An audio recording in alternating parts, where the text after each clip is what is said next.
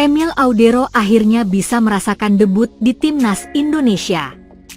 Momen tersebut terjadi saat Timnas Indonesia bertanding melawan Cina pada lanjutan putaran ketiga kualifikasi Piala Dunia 2026 zona Asia.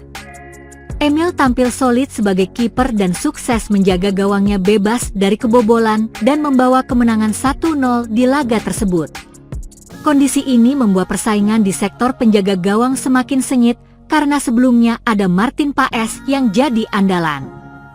Selain itu ada Hernando Ari dan Nadeo Argawinata yang sempat mendapatkan tempat utama di timnas. Emil Audero menjelaskan bahwa ini adalah momen spesial. Menurutnya, suasana di lapangan benar-benar luar biasa dan ini sulit dilupakan. Sebelumnya, dia mendapatkan panggilan pada bulan Maret lalu tapi belum mendapatkan kesempatan debut. Akhirnya dia bisa memberikan kontribusi terbaik saat melawan Cina. Perasaan yang luar biasa, tulis Emil Audero di Instagram pribadinya. Kiper Como 1907 ini melanjutkan, hadirnya puluhan ribu supporter memberikan magis tersendiri. Apalagi, mereka juga mempersembahkan koreografi dengan spanduk besar untuk memberikan semangat. Ini membuat penantiannya selama ini akhirnya bisa terbayar dengan pengalaman yang luar biasa. Kemenangan ini juga penting untuk menjaga misi skuad Garuda menuju Piala Dunia 2026. Terima kasih kepada semua penggemar yang telah mendukung kami. Atmosfer yang luar biasa sekali lagi. Kami terus bermimpi, ujarnya. Emil menambahkan bahwa semua pemain sudah bekerja keras di laga ini. Mereka berjuang agar gawang Indonesia tidak bisa dibobol oleh Cina. Tentu, ini adalah kerja sama tim dan dia memberikan apresiasi kepada semua pemain yang sudah berjuang. Selanjutnya, mereka akan bertandang ke markas Jepang untuk laga yang akan digelar 10 Juni mendatang. Terima kasih juga kepada semua rekan setim saya yang telah membuat debut saya begitu istimewa. Kemenangan dan tidak kebobolan, ujarnya. Timnas Indonesia akhirnya menembus babak keempat kualifikasi Piala Dunia 2026 zona Asia, sebuah capaian historis yang membuka peluang Garuda untuk selangkah lebih dekat tampil di pentas sepak bola terbesar dunia. Kemenangan tipis 1-0 atas Cina di Stadion Utama Gelora Bung Karno, SUGBK, Kamis, 5 Juni 2025, menjadi kunci pencapaian penting ini. Gol sematawayang yang dicetak oleh Ula Romeni dari titik putih di menit ke-45 memastikan 3 poin bagi skuad Garuda. Tambahan tersebut membuat Indonesia kini mengoleksi 12 poin dan mengunci posisi 4 klasemen akhir grup C. Tak lagi terkejar oleh Bahrain yang hanya mengumpulkan 6 poin. Baca juga, Timnas Indonesia lolos ke putaran 4 kualifikasi Piala Dunia 2026. Situasi ini membuat Indonesia dipastikan lolos ke fase keempat tanpa perlu menunggu hasil pertandingan terakhir kontra Jepang. Meski duel melawan tim Samurai Biru masih akan digelar, hasil laga tersebut tidak akan berpengaruh terhadap posisi klasemen Indonesia yang aman di 4 besar. Lolos ke babak 4 bukan berarti perjuangan usai. Justru, tantangan lebih besar menanti karena Indonesia harus bersiap menghadapi sejumlah kekuatan besar Asia yang juga berada di jalur yang sama untuk merebut tiket tersisa ke Piala Dunia 2026. Beberapa negara yang telah memastikan diri lolos ke putaran keempat diantaranya adalah Uni Emirat Arab dan Qatar dari grup A. Di grup B, persaingan masih terbuka lebar antara Irak, 12 poin, Oman, 10 poin, dan Palestina, 9 poin. 2 dari 3 tim ini akan menyusul ke babak 4. Pada babak keempat, tim-tim yang finish di posisi 3 dan 4 dari masing-masing grup akan dibagi ke dalam 2 grup baru yang masing-masing terdiri dari 3 tim. Format ini tidak menggunakan sistem kandang tandang seperti sebelumnya. Sebaliknya, pertandingan akan digelar secara terpusat. Federasi Sepak Bola Asia, AFC, dikabarkan telah menetapkan Qatar dan Arab Saudi sebagai tuan rumah untuk pertandingan putaran keempat ini, yang akan digelar pada 8, 11, dan 14 Oktober 2025. Nantinya, juara dari masing-masing grup langsung mengamankan tiket ke Piala Dunia 2026. Sementara tim peringkat 2 akan melanjutkan perjuangan melalui jalur playoff antar konfederasi. Adapun tim yang finish di posisi juru kunci akan tersingkir. Indonesia bersiap hadapi tekanan baru meski lawan-lawan di fase 4 belum sepenuhnya ditentukan. Timnas Indonesia dipastikan harus bertemu tim-tim tangguh dengan pengalaman dan kedalaman skuad yang mumpuni. Namun modal positif dari kemenangan atas Cina menjadi penanda bahwa Indonesia siap bertarung. Bagi skuad Garuda, perjalanan belum usai. Tiket ke Piala Dunia 2026 masih harus diperjuangkan.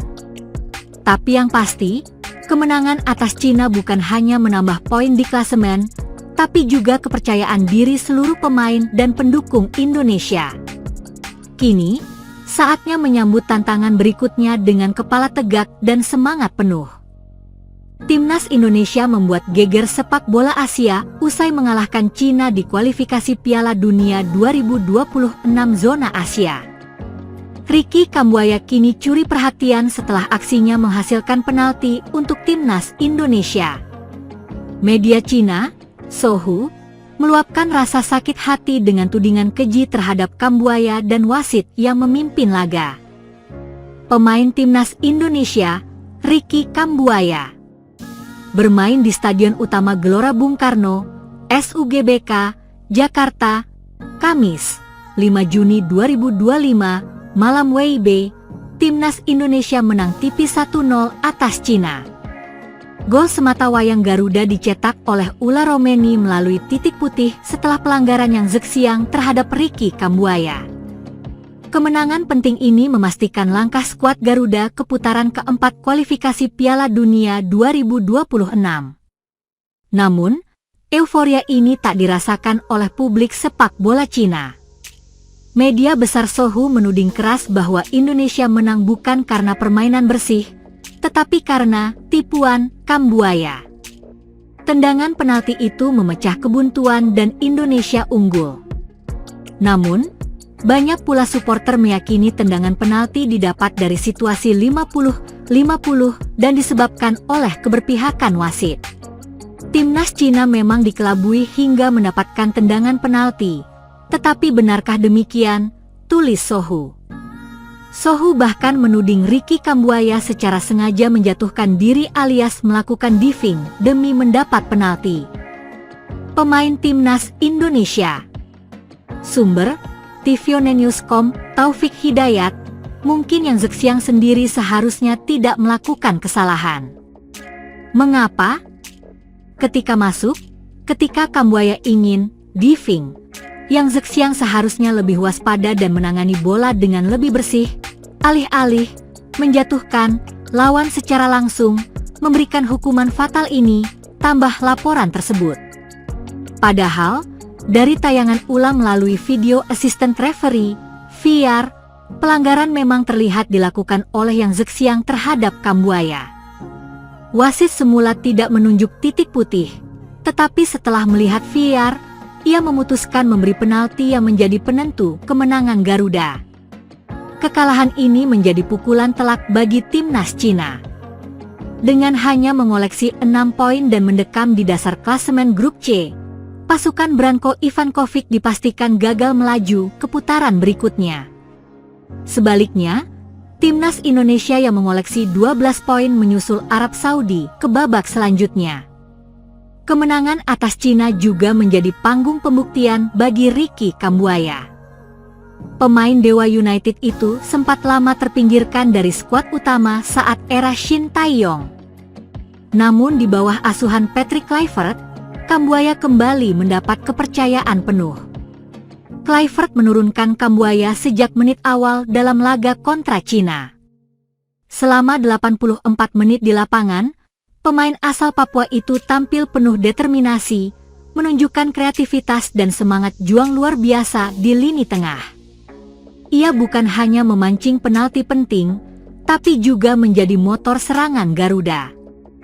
Sebelumnya, Kambuaya juga tampil impresif saat diturunkan selama 16 menit di laga melawan Bahrain pada 25 Maret 2025. Meski hanya sebentar, ia sempat melepaskan umpan Trivela akurat yang hampir berbuah gol. Patrick Kluivert pun patut mendapat pujian atas keberaniannya memberi kepercayaan pada pemain-pemain lokal dari Liga 1. Dalam 2 laga terakhir, sejumlah nama lokal tampil tajam dan disiplin, membuktikan bahwa kualitas sepak bola Indonesia tidak kalah dengan negara-negara lain di Asia. Bagi masyarakat Indonesia, kemenangan ini bukan sekadar hasil pertandingan, melainkan simbol kebangkitan. Sementara bagi Cina, terutama media seperti Sohu, kekalahan ini justru menjadi pemantik narasi penuh emosi dan tuduhan.